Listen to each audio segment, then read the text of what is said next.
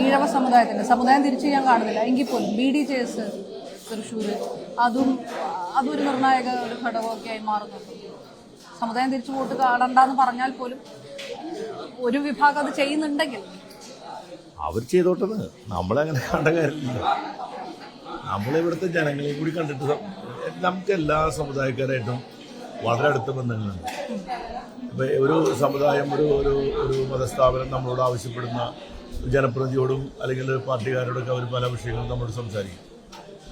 അത് നമ്മൾ ഏതെങ്കിലും തരത്തിൽ അവരെ മാനിപ്പുലേറ്റ് ചെയ്യാൻ വേണ്ടി ഉപയോഗപ്പെടുത്താൻ നമുക്ക് ഉദ്ദേശം ഉണ്ടാവാൻ പാടില്ല. അത് നമ്മുടെ പൊളിറ്റിക്കൽ എത്തിക്സ് നമ്മൾക്ക് എപ്പോഴും വേണം. അത് എത്രമാത്രം എല്ലാവർക്കും ഉണ്ടോ ഇല്ലെന്ന് നമുക്ക് നോക്കേണ്ട കാര്യമില്ല.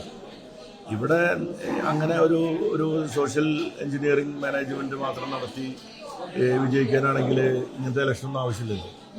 പൊതു കാര്യങ്ങൾ പെട്രോളിയം വില വർദ്ധനവിൻ്റെ കാര്യം ചർച്ച ചെയ്യേണ്ട കാര്യമില്ല. ഡീസൽ അത് ഈ മതപരമായ വർദ്ധനവിൻ്റെ ഏറ്റവും വലിയ പ്രത്യേകത എന്ന് വെച്ചാൽ മറ്റൊന്നും അവിടെ പ്രശ്നമാവില്ല. നിങ്ങളുടെ വീട്ടിൽ ഡീസലിൻ്റെ വില കൂടിയാൽ എനിക്ക് കുഴപ്പമില്ല, എൻ്റെ മതക്കാരനാണോ എന്ന് മാത്രം നോക്കിയാൽ മതി.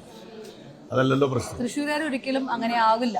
തൃശ്ശൂർക്കാർ തൃശ്ശൂർ പൂരത്തിന് നാടല്ലേ, ഞങ്ങൾ പൂരം കണ്ടൊന്നിച്ചല്ലേ, മേളം കാണുന്ന ഞങ്ങൾ ഒന്നിച്ചല്ലേ.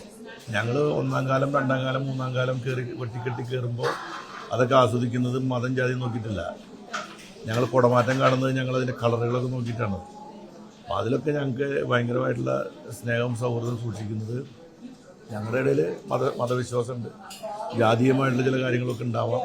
പക്ഷെ ഞങ്ങളെല്ലാവരും ഇവിടെ ഒരു എന്താ പറയുക കളർഫുൾ കോമ്പിനേഷനായിട്ട് നടക്കുന്ന ആൾക്കാരാണ്. അവിടെ വന്ന് ദയവായി ഇങ്ങനെ നമ്മളെ വട്ടത്തിലാക്കരുത്.